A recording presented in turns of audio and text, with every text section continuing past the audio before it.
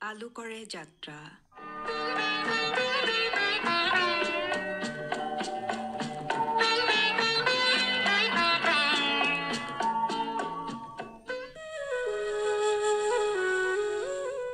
শ্ৰোতাসকলক আজিৰ অনুষ্ঠানলৈ আদৰিছো। আজিৰ অনুষ্ঠানত আগবঢ়াবলৈ লোৱা হৈছে এটি আলোচনা। আজিৰ আলোচনাৰ বিষয় লোকসংগীতৰ পৰম্পৰা। এই আলোচনাটিত ভাগ ল'বলৈ আমি আমন্ত্ৰণ জনাই আনিছিলোঁ লোকগীত শিল্পী ক্ৰমে ডম্বৰুধৰ পাঠক, ভদ্ৰকান্ত নাথ আৰু লোকগীতৰ গৱেষক তুতুল মানৱক। আপোনালোক আটাইকে আমাৰ অনুষ্ঠানলৈ স্বাগতম। নমস্কাৰ। নমস্কাৰ, ধন্যবাদ। প্ৰথমে মই সুধিব বিচাৰিছোঁ লোকগীত আৰু লোকসংগীত এই দুয়োটা এটা আনটোৰ পৃথক নে পৰিপূৰক নে সমাৰ্থক, এই বিষয়ে মই তুতুল মানৱ আপোনাক সুধিছোঁ। হয়, এই বিষয়ত আমাৰ ধাৰণাটো বহুতৰে স্পষ্ট নহয়। আচলতে লোকসংগীত ধাৰণাটো খুব ব্যাপক আৰু বিস্তৃত সামগ্ৰিক এটা ধাৰণা, আৰু তাতে আমাৰ লোকগীত সমাহিত হৈ থাকে। আচ্ছা, আমি যদি চাওঁ এতিয়া আমি লোকগীত কামৰূপী লোকগীত পাওঁ, গোৱালপৰীয়া লোকগীত পাওঁ, তেনেকৈ জিকিৰ জাৰি পাওঁ, বিহুগীত পাওঁ, চিয়া গীত পাওঁ, নাম পাওঁ। নাম বুলি ক'লেতো আৰু বিভিন্ন নাম পাওঁ, আইনাম, দিহানাম, বিয়ানাম এইবিলাক আছে। এই গোটেইবিলাক সামৰিয়ে আমি লোকসংগীতৰ ধাৰণাটো পাওঁ। তাৰ মাজত লোকগীত বুলি ক'লে এতিয়া স্পষ্টত কামৰূপী লোকগীত, গোৱালপৰীয়া লোকগীত সেই ধাৰণাটো সমাহিত হৈ থাকে। আৰু এই ধাৰণাটোৰ লগত আৰু কেইটামান শব্দ আমাৰ যোগ হয়। এইটো আমাৰ পুৰোধা ব্যক্তি এজনে কৈছে যে আগতে কামৰূপী লোকগীত নামকৰণ হোৱাৰ আগতে কামৰূপী সংগীত বুলি এটা আছিলে, বা কামৰূপীয় সংগীত বুলি এটা ধাৰণা আছিল। সেইটো কীৰ্তিনাথ শৰ্মা বৰদলৈদেৱে সেইটো এখন কিতাপত লিখিছে। আকৌ সৌম্যদীপ দত্তই যিখন কিতাপ লিখিছে শেহতীয়াভাৱে, তাতো তেখেতে এটা কামৰূপীয় লোকগীতৰ এটা ধাৰণা তেখেতে লিখিছে। কিন্তু আমি এতিয়া সামগ্ৰিকভাৱে সৰ্বগ্ৰাহ্য ৰূপত আমি কিন্তু কামৰূপী লোকগীত, গোৱালপৰীয়া লোকগীত এই শব্দকেইটাই পাওঁ। যিহেতু এই নামাকৰণটো আমাৰ ভাষাৰ ভিত্তিত হৈছে। যিহেতু কামৰূপী ভাষাৰ পৰা কামৰূপী লোকগীত হৈছে, গোৱালপৰীয়া ভাষাৰ পৰা গোৱালপৰীয়া লোকগীত হৈছে, গোৱালপৰীয়া লোকগীত হৈছে। আৰু এই নামকৰণটো আমাৰ পুৰুষোত্তম দাসদেৱে কৰিছিলে। তেওঁলোকে আগৰ বুৰঞ্জীবিদসকলৰ কথাৰ আধাৰতে এই নামকৰণটো কৰিছিলে। গতিকে সেইটো আমাৰ তেনেকৈ প্ৰযোজ্য হৈছে। এই বিষয়ে আপুনি ডম্বৰুধৰ পাঠক ডাঙৰীয়া আপুনি কি ক'ব? মই এই শব্দ দুটা, লোকসংগীত বা লোকগীত, এই দুটা শব্দৰ একচুৱেলি এটা ইংৰাজী যিটো শব্দ আছে ফোক, আমি লোকগীত বুলি কওঁ, ই পৰিৱৰ্তিত শব্দ। আৰু এই শব্দটোৰ পৰাই আমাৰ দুইটা শব্দ লোকসংগীত বা লোকগীত অহা বুলি এটা অনুমেয়। আমাৰ চহালোকৰ মনৰ ভাৱ অনুভূতি প্ৰকাশেই হৈছে লোকগীত। ইংৰাজীত এটা ধাৰণা দিছে, এটা শুদ্ধ ধাৰণা দিছে। আৰু আমাৰ তুতুল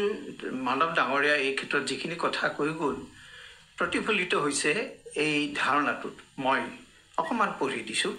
ফক music types of traditional and generally rural music that originally was passed down through families and other social groups. It is learned through hearing then reading. ইয়াত পৰম্পৰা কথা কৈছে আৰু ৰুৰেল মিউজিক বুলি কৈছে, অৰ্থাৎ চহা জীৱনৰ, গ্ৰাম্য জীৱনৰ গীত বুলি কৈছে। ই বাগৰি আহিছে কোনো পৰিয়াল ভিত্তিকভাৱে অথবা সমাজৰ কোনো দলীয় গ্ৰুপ হিচাপে বাগৰি আহিছে। আৰু ইয়াক কোনেই যিদৰে আয়ত্ব কৰিব পাৰি তাক পঢ়ি এই লোকসংগীত তেনেকৈ আয়ত্ব কৰিব নোৱাৰি। আৰু তেখেতৰ ধাৰণাৰ লগত এই ধাৰণাটো খাপ খাইছে। এই ক্ষেত্ৰত মই আকৌ পৰিভাষাটো নক'লে ভুল হ'ব, কাৰণ লোকসংগীতৰ প্ৰথম গৱেষক 1907 চনতে যি গৱেষণা কৰিছিলে চেচিল ছাৰ, তেখেতে খুব সহজকৈ এটা সংজ্ঞা দিছে। তাৰমানে লোকসংগীতটো কৈছে এনেকৈ মুখ পৰম্পৰাৰ যোগেদি ক্ৰমবিকশিত সাংগীতিক পৰম্পৰাৰ ফলশ্ৰুতিয়ে লোকসংগীত।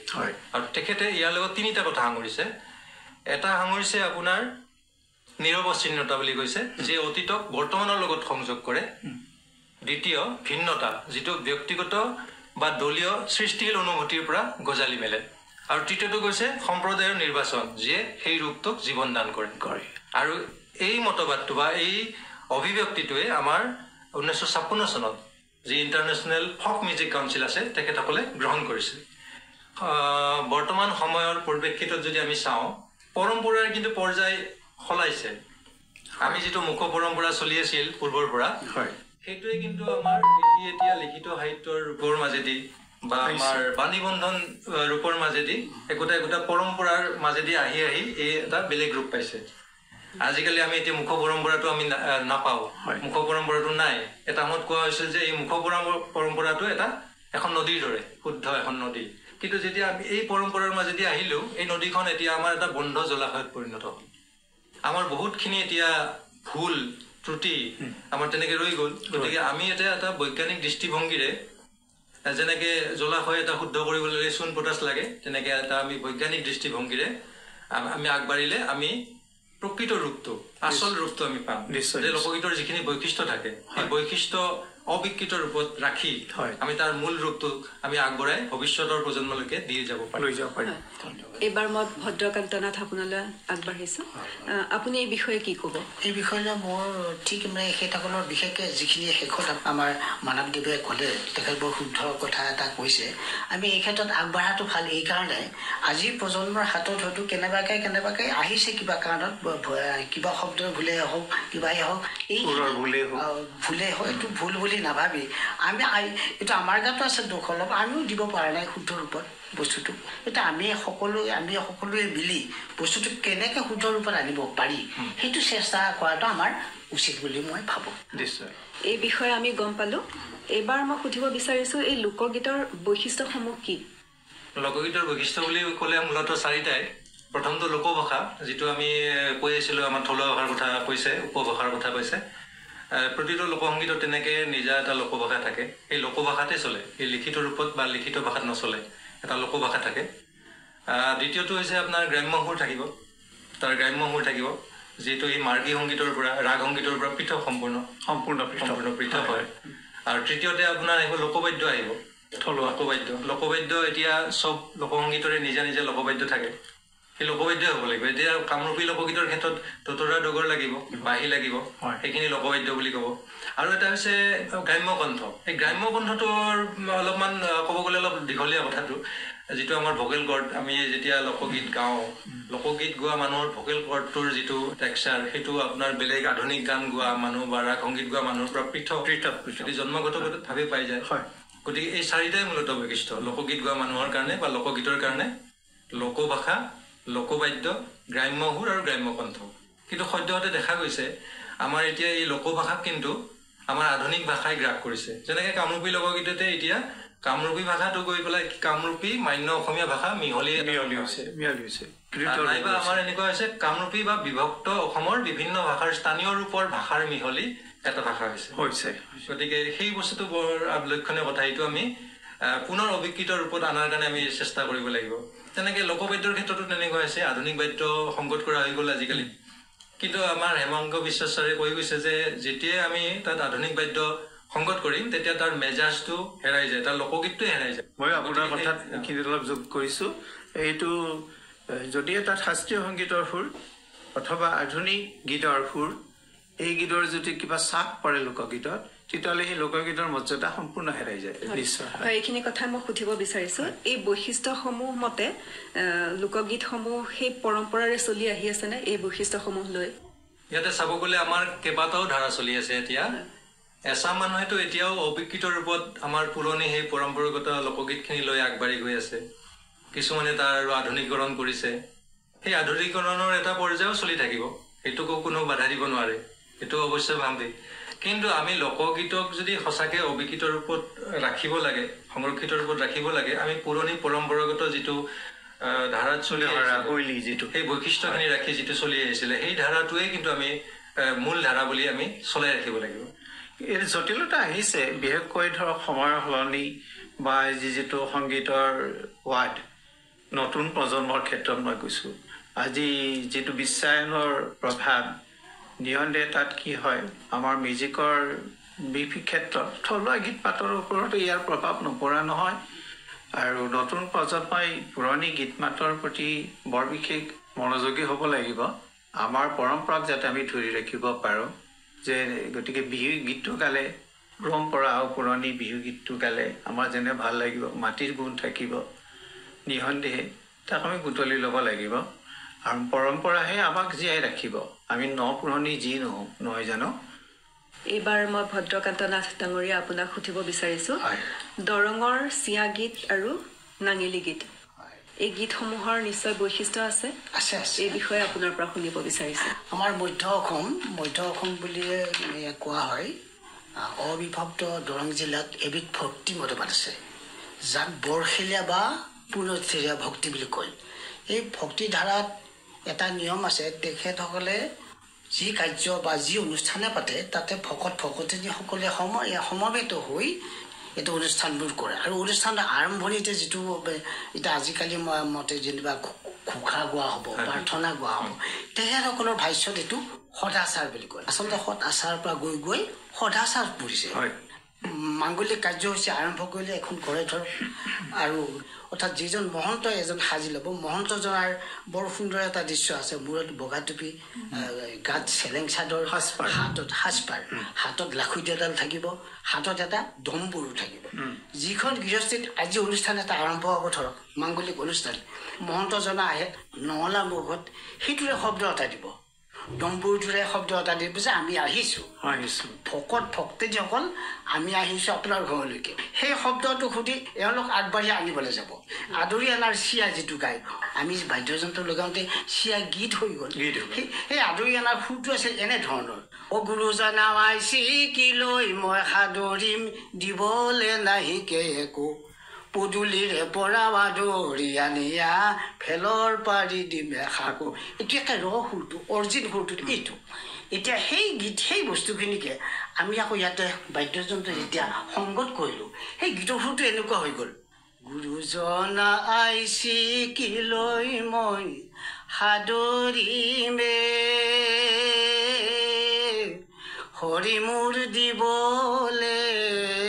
নাহিকে একো পদূলিৰে পৰা আদৰি আনিয়ায়ে হৰি মোৰ ভেলৰ পাৰি দিমে হাকু মোৰ গুৰু ফেলৰ পাৰি দিমে হাকু এইখিনি হ'ল বস্তু আৰু এনেধৰণৰ চিয়া তেৰাসকলৰ এই এনেকুৱা সদাচাৰ বুলি কৈছোঁ এই সদাচাৰ 16টা ভাগ কৰি লৈছে তেওঁলোকে যেনে আদৰণি তেল জলৰ চিয়া গুৱা পাণৰ চিয়া পত্ৰৰ চিয়া জনালী চিয়া সংগ পাতা চিয়া প্ৰেম ৰসৰ চিয়া গুড়াৰ চিয়া গুড়া বুলি কওঁতে পিঠাগুড়ি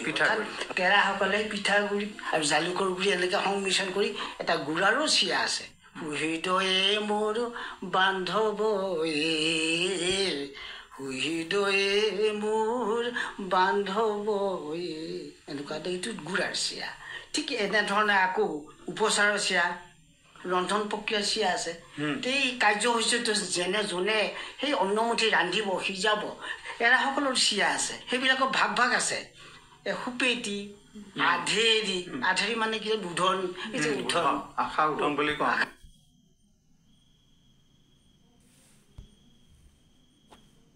কথা সেইকাৰণে সুধিছোঁ ৰন্ধনৰ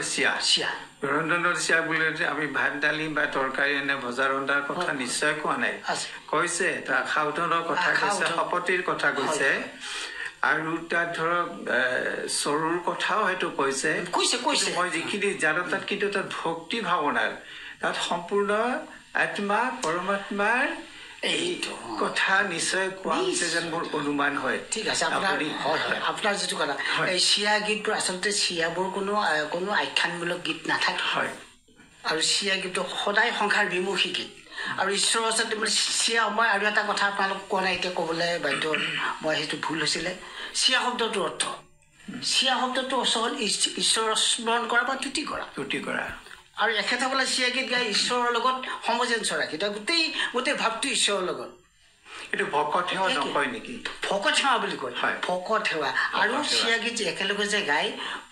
ভকতনীসকলে একেলগে পৰিৱেশন কৰে কাৰণে চিয়া গীত আজিও একেলগে সমৰ্পিত হিচাপে গালেহে চিয়া গীত বুলি আমি অভিহিত কৰা হয় ইয়াৰ পিছত আৰু এটা বস্তু আছে আমাৰ তাত মঙলদৈত নাঙেলি শব্দটোৱে বেলেগ আমাৰ মঙলদৈয়া ভাষাটো যদি কিবা কাৰণত এনেকুৱাকৈ আলোচনা হৈ থাকোঁতে যদি এটা শব্দ ওলাই অলপ শ্লিপ কাটি দিয়ে শব্দবিলাকৰ গাঁৱলীয়া গ্ৰাম্য ভাষাৰ তেতিয়া আমাৰ হেৰিজনে আনজনে ক'ব নাঙেলি মাৰিব আহিছে নেকি নাঙেলি শব্দটো আচলতে নাঙলৰ পৰা আহিছে যিখিনি মানুহ নাঙলৰ লগত জড়িত কাহিনী যুগতে গোটেই হাল বালে 11টালৈকে হাল বালে বাই গৰু ম'হ আটাইখিনি লৈ ওচৰীয়া পথাৰলৈকে গুচি আহিল ইফালে এখন গাঁও সিফালে এখন পূবে এখন গাঁও পশ্চিমে এখন গাঁও যেনিবা আহিল আটাইখিনি আহি ইয়াতে কি কৰি থাকিব দিন যোৰা এনে মনৰ এটা মানে হেৰিৰ কাৰণে আপোনাৰ যিটো সিফালৰ পৰা আহিছে আপোনাৰ পাৰ্টিটো আমি ইফালৰ পৰা আহিছোঁ গতিকে আপোনাৰ যিটো পাৰ্টি মই আপোনাৰ পাৰ্টিটো আমাৰ ভালৰ পাৰ্টিটোৱে জোকাই লোৱা হ'ল নাট্যমৰীয়া মই অসমত কথা এটা সুধিছোঁ মনৰ খোকোজা কৰাৰ কাৰণে যে নাঙেলি ধৰক এটা নাইলিঙি বা লাইলা শব্দবিলাক আছে পুৰণি শব্দ এটা মই এটা হৈছে এইটো কৃষিৰ লগত জড়িত কৃষকৰ মাজত প্ৰথমতে আছে চাগে আৰু কিন্তু সেইটো সময়ত বাগৰি আহি গৰুকীয়াবিলাকৰ মুখত নাগেলি গীতটো আহিল হয়নে এতিয়া বিষ্ণুৰাভাই যিটো কৈছে কৃষ ধাতুৰ কৃত প্ৰত্যয় কৃষ্টিৰ পৰা যে সংস্কৃতি কৃষ্টিটো কৰ্ষণৰ লগত প্ৰৱণতাটো আছে বসুমতীৰ কৰ্ষণৰ লগত উৎপাদনৰ এই ক্ষেত্ৰত বহুতে অনেক ধৰণে ক'ব বিচাৰিছে নাঙেলিটো কিয় আমি বাদ্যযন্ত্ৰ ইয়াত হেৰি কৰিলোঁ তেতিয়া আচলতে নাঙেলি গীতত বাদ্যযন্ত্ৰ ব্যৱহাৰ হোৱা নাছিল হাতত এচাৰিডালহে আছিলে তেখেতৰ আৰু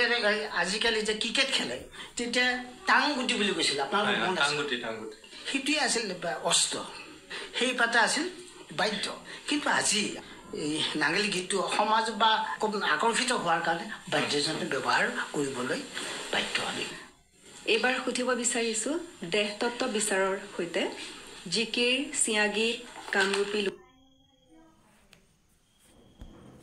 লোকগীত গোৱালপৰীয়া লোকগীত এই সকলোবিলাকৰে মিল আছে নেকি যদি মিল আছে কেনেদৰে আছে বাৰু গতিকে দেহতত্ত্ব বিচাৰৰ গীতবিলাকক আমি যদি এনেকৈ ভগাই লওঁ যে এই ভৱসংসাৰখন যদি এখন হাট বজাৰ হয় হাট বজাৰত যিদৰে মানুহ থুপ খায় বেচা কিনা হয় বস্তুৰ বিনিময় হয় ভগৱানে জীৱবিলাক এই ভৱসংসাৰলৈ পঠাইছে আমাৰো নিজা নিজা হাট বজাৰ চলিছে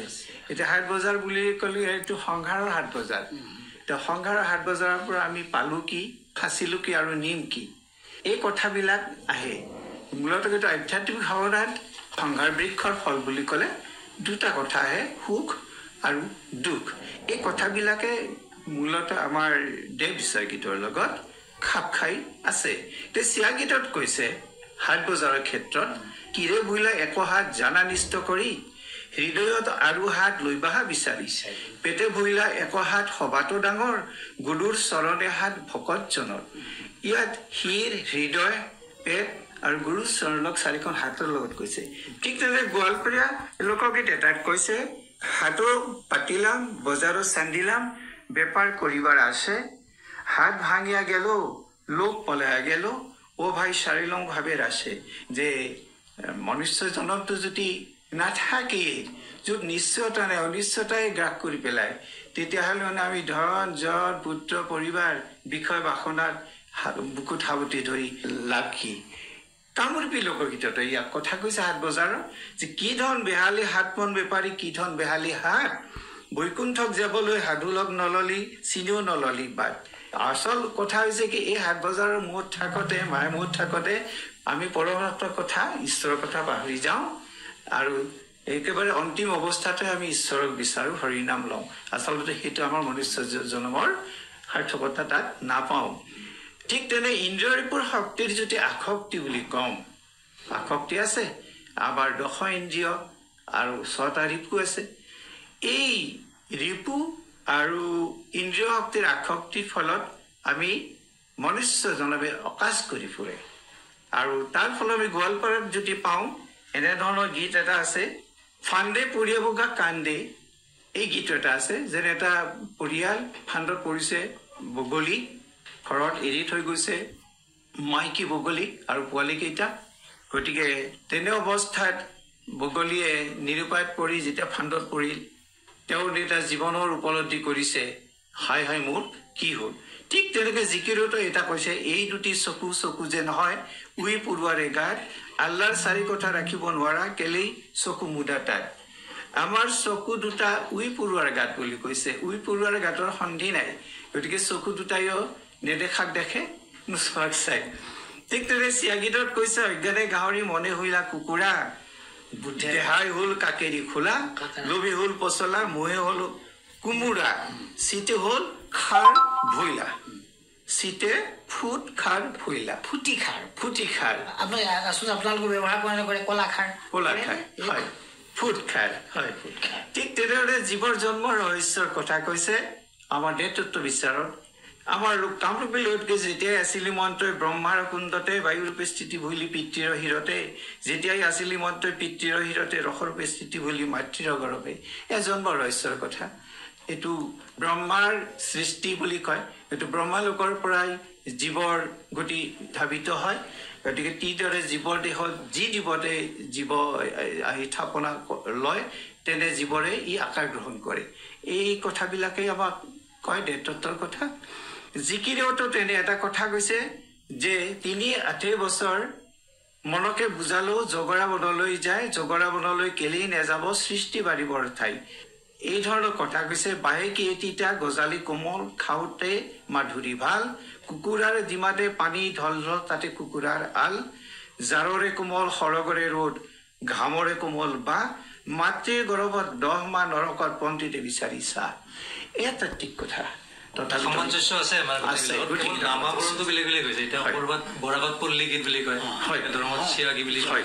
উজনিত আপোনাৰ বৰাগী বা টোকাৰী বুলি কয় তেনেকে কামৰূপী লোকগীত আৰু গোৱালপাৰা লোকগীতো একেই আছে দৰ্শনটো একে কিন্তু ইয়াৰ মাজতো আমি এটা দুটা ভাগ কৰিব পাৰো কিছুমান অলপমান গভীৰ অৰ্থবহ মানে গধুৰ ভাৱ বাঢ়ি এনেকুৱা আছে সেইবিলাক অলপ বুজাটো টান আৰু এক ধৰণৰ আছে সহজবদ্ধ হৃদয় সংবেদী এই গোটেই কথাটো আমাৰ ডক্টৰ পৰীক্ষিত হাজৰিকাদেৱে কৈছে যে বিষয়বস্তু ভাৱ আৰু উদ্দেশ্যৰ ফালৰ পৰা এইবিলাক চৰ্যাবোধৰ লগত মিল আছে আমাৰ লিখিত সাহিত্যৰ প্ৰথম নিদৰ্শন মিশ্ৰিত সাহিত্যৰ চৰ্যাবোধৰ ভাৱৰ লগত সম্পূৰ্ণ মিল আছে কথাটো এতিয়া আমাৰ হেৰিটো আছে আমাৰ যিটো কামৰূপী লোকগীতৰ আপুনি যিকেইটা ক'লে গোৱালপাৰা লোকগীতৰ ধাৰণাবিলাক একেই এতিয়া আমাৰ কামৰূপী লোকগীতত কৈছে যে মানুহৰ শৰীৰটোৰ 24 তত্ত্বৰ ঘৰ আপুনি যিকেইটা গান ক'লে আৰু আছে তেনেকুৱা 24 তত্ত্বৰ ঘৰত কৈছে যে চকু 2 কাণ 2 নাকৰ 2 বিন্ধা মুখ গুজ্জদাৰ লিংগ মিলি 9 খনি দুৱাৰ ঘৰৰ মালিক স্বয়ং হৰি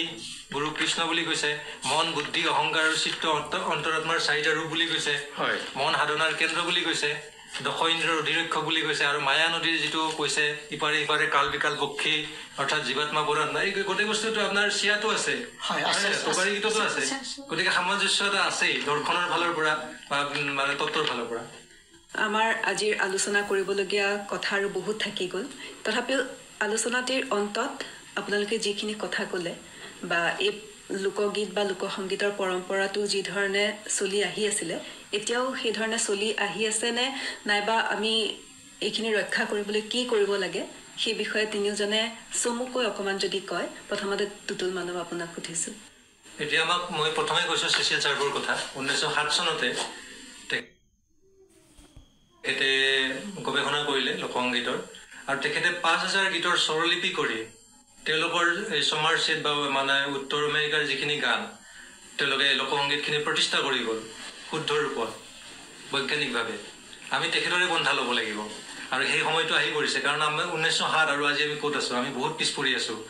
এই ধাৰণাটো আমি আমাৰ যিটো ৰক্ষণশীল মনোভাৱ এইটো আঁতৰাই পেলাই আমি তেখেতৰ দৃষ্টিভংগীৰে যদি আগবাঢ়ি যাওঁ আমি আমাৰ পৰম্পৰা আমাৰ যিটো পূৰ্ব মৌখিক পৰম্পৰাৰ যিটো ৰূপ শুদ্ধ ৰূপত অবিকৃত ৰূপত আমি ধৰি ৰাখিব পাৰিম আৰু পৰম্পৰাৰ বিভিন্ন পৰ্যায় থাকিব পাৰে বিভিন্ন বাটেদি আগবাঢ়ি যাব সবৰে নিজা নিজা পথ পন্থা থাকিব কিন্তু আমি অবিকৃত ৰূপত আমাৰ গোটেই লোকসংগীতৰ বৈশিষ্ট্যখিনি অটুট ৰাখি তাৰ পৰিভাষা মানি পেলাই আমি আগবাঢ়ি যাব লাগিব হয় ভদ্ৰকান্ত নাথ ডাঙৰীয়া আপুনি কি কয় হয় মই বিশেষকৈ চিয়াগীতৰ ওপৰত কিছু কৈছিলোঁ আচলতে আমি চিয়াগীতৰ কিতাপ এখন মই 1981 চনতে আমাৰ হাতলৈকে আহিছিলে দুৰ্গেশ্বৰ নাথ ওজাদেৱে আমাক কিতাপ এখন দিছিলে আৰু হীৰেন্দ্ৰপ্ৰভা নাথৰ মুখতে প্ৰথম চিয়াগীত শুনিছিলোঁ এতিয়া মই এইটো আহ্বান কৰোঁ আজিৰ প্ৰজন্মক যাতে শুদ্ধ ৰূপে আমি গীতখিনি প্ৰসাৰৰ ক্ষেত্ৰত আগবাঢ়ি যাওঁ এই মই আজি প্ৰজন্মৰ ওচৰত অনুৰোধ যাতে শুদ্ধ ৰূপত গীতবোৰ লৈ যাই থাকে ভাল লাগিছে এই কথাবোৰ তেওঁলোকৰ শুনি কিন্তু মই তাতে যোগ কৰিব বিচাৰোঁ যে আমাৰ শাস্ত্ৰীয় সংগীত বা অন্যান্য যিবোৰ গীতৰ ক্ষেত্ৰত দেখা যায় আজি আমাৰ নতুন প্ৰজন্মসকলে তেনে কোনো গুৰুৰ ওচৰত শিক্ষা লোৱা আমি দেখা নাপাওঁ তেওঁলোকে অন্যান্য যান্ত্ৰিক ব্যৱস্থাৰ মাধ্যমৰ যোগেদি সহায় লৈ এই লোকগীতবিলাক গাব খোজে যাৰ ফলত নেকি বহুখিনি ভুল হোৱা যেন আমাৰ অনুমান হয় আমি বিভিন্ন প্ৰতিযোগিতাত সেইবোৰ আমাৰ দৃষ্টিগোচৰ হৈছে এতিয়া কথা হ'ল মই এইটোৱে বিচাৰোঁ তেওঁলোকে যেন আহক যিসকল গুৰুসম ব্যক্তি যিসকল বিজ্ঞ ব্যক্তি তেওঁলোকৰ ওচৰত শিকক বিষয়বস্তুটো শিকক লোকগীত ইমান সহজ বুলি ভাবিলে ভুল হ'ব পৰম্পৰা ৰক্ষা কৰা অতি জটিল এটা সম্পূৰ্ণ আকাৰত নাথাকে আদিৰ পৰম্পৰা নিহন্তে আজিৰ সমাজ ব্যৱস্থাত বা আধুনিক যুগত অলপ লৰচৰ হ'বই বা হৈছে পৰিৱৰ্তন আমাক লাগিব পৰম্পৰাক ৰাখি সেই পৰিৱৰ্তনক আমি কিদৰে গ্ৰহণ কৰি ৰাখিব পাৰিম য'ত নেকি আমাৰ মৌলিকতা হেৰাই নাযায় আমি আমাৰ নিজৰ পৰম্পৰাক পৰিচয় দিব পাৰিম সেয়াই মোৰ নতুন প্ৰজন্মলৈ বা ৰাইজলৈ মোৰ বিনম্ৰ অনুৰোধ থাকিল হয় আপোনালোক আটাইকেইজনকে ধন্যবাদ জনাইছোঁ আপোনালোক ইমান দূৰৰ পৰা আহি আজি এই অনুষ্ঠানটিত ভাগ ল'লে আপোনালোকৰ এই আলোচনাটি শুনি নিশ্চয় আমাৰ শ্ৰোতাসকল উপকৃত হ'ব লোকগীত লোকসংগীতৰ বিষয়ে যথেষ্ট জ্ঞান আমি পালোঁ আজি আৰু আলোচনা কৰিবলৈ বহুত বিষয় থাকি গ'ল গতিকে ইয়াৰ পৰৱৰ্তী সময়ত আমি আকৌ ষ্টুডিঅ'ত লগ হ'ম আকৌ এই বিষয়ে কথা পাতিম এইখিনি সুবিধা দিয়াৰ কাৰণে আকাশবাণী গুৱাহাটী আৰু আপোনালোক সকলোকে ধন্যবাদ যাচিছোঁ ধন্যবাদ লোকসংগীতৰ পৰম্পৰা এই বিষয়ক আলোচনাটি শুনিলে আলোচনাটিত ভাগ ল'লে লোকগীত শিল্পী ক্ৰমে ডম্বৰুধৰ পাঠক ভদ্ৰকান্ত নাথ আৰু লোকগীতৰ গৱেষক তুতুল মানৱে আলোকৰে যাত্ৰা অনুষ্ঠানটিৰ ইমানতে অন্ত পৰিল অনুষ্ঠানটিৰ প্ৰযোজনা আছিল প্ৰবাল কুমাৰ শৰ্মাৰ